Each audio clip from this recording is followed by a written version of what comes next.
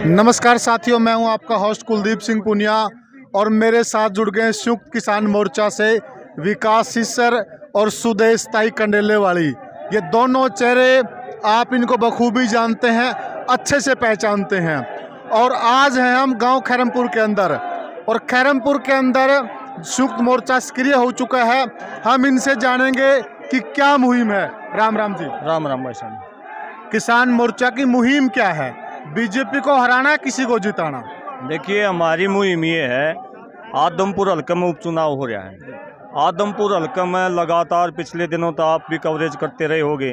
2 धरने तो किसाना के चलिया करते हैं, 4 धरने स्कूलों के चलिया करते हैं। पिछले 3 साल के मुआवजे बाकी हैं। केंद्र सरकार जो बीजेपी की है उन्होंने हमारे साथ समझौता कराया था, अभी तक हमारे केस वापस नहीं करे हैं। अभी तक एमएसपी की कमेटी नहीं बनाई है। अभी तक स्कूलों में टीचर पूरे नहीं हुए हैं।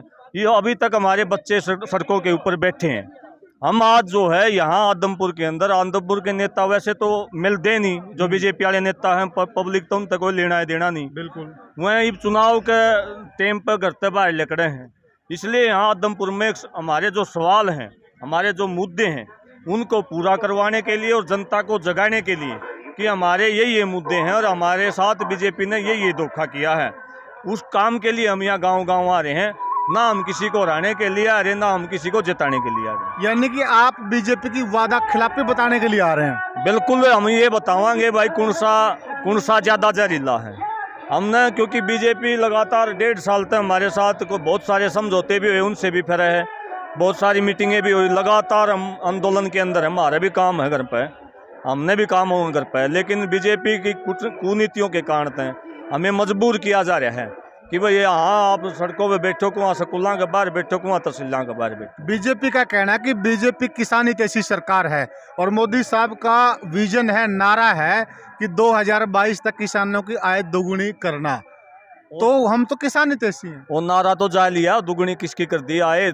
दुगुनी की बजाय कम हुई है आय, अगर आप आंकड़े निकाल के देखोगे। अभी वह 2000 रुपये सम्मान निधि के तौर पर देते हैं, लाखों आदमियों के वह सम्मान निधि बंद कर दी। अभी जो है बीमा करवा रखा था किसानों ने, 8 लाख बीमे जो पॉलिसी करवा रखी थी किसानों ने। हरियाणा की बात कर रहा हूँ, केवल रिलायंस कंपनी अडानी के अंबानी के साथ रिलायंस कंपनी है, मोदी जी की है एक तरीके से।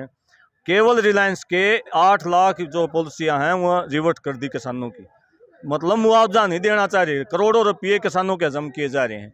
ये तो लोगों को ठगी न आय दुगुनी करें, इनका तरीका बेरानी सूत्र कौन सा लगाऊं आय दुगुनी करने का।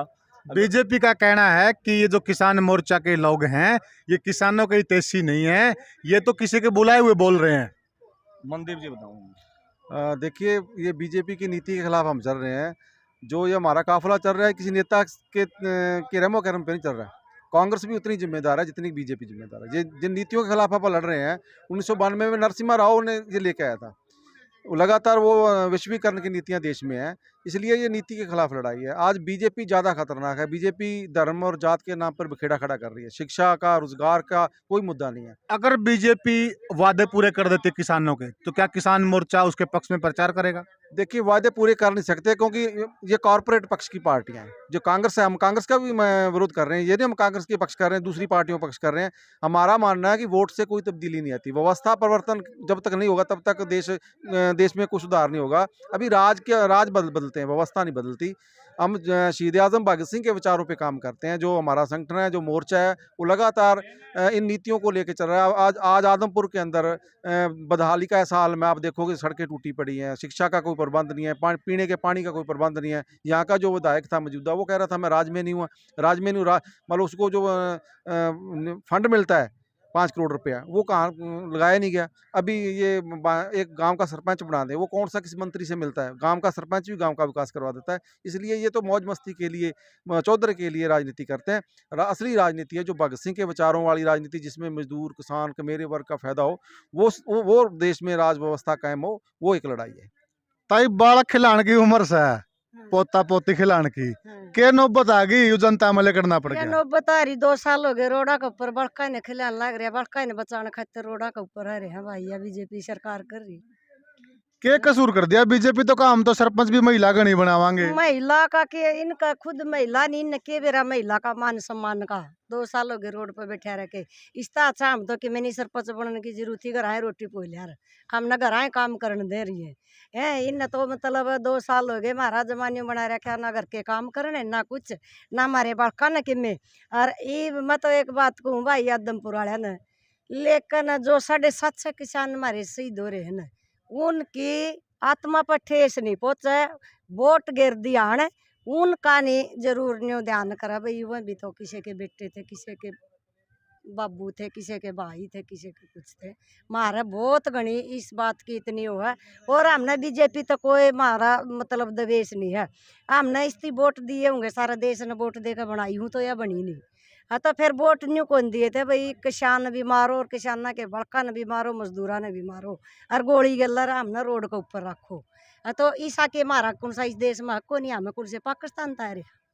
ताई एक बात बता मैंने, देसी लुगाई देसी ताई सीधी, हाँ ठीक है, और ताई का चेहरा चमक गया किसान आंदोलन में।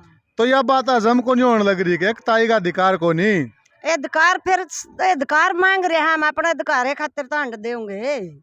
तो 12 मुकदमे क्यों लाद दिए ताई पर? मुकदमे तो नहीं देख ताई ने किए कराया है कि मैं ताई ने कि मैं किसी का लाठी थी नहीं, किसी का 5 अंगली थी नहीं लाई, एक रोड पे बैठ कर नहीं कही है अगर भाई मारा गेला तुमने जाज क्यों कर रहे हो। सब तक गणा तो हम काम करा, सब तक गणे भूखे मारे बालक मरे, जूती मारे बालका न पारण नहीं, लत्ते मारे बालका न पारण नहीं, स्कूला में बढ़िया मारे बालका न पढ़ाई नहीं, और रात दिन काम कर दे नहीं छक दे। तो इसा हमने की खोट कर दिया। देसी लुगाइया ने क्या कहना चाहोगे आदमपुर वाली? मैं देसी लुगाइया ने यह कहना चाहूँ वे वोट इबका बीजेपी ने ना करियो, इबका बीजेपी ने दबा दो आदमपुर तक, फिर 2024 की आस हो जाएगी भी बीजेपी चली जाएगी। और जब ई बाड़ इसकी जड़ गाड़ दी न तो फिर यह जान वाली नहीं है। बात मेरी तो यह है, इसने वोट ना दियो और किसी ने दियो।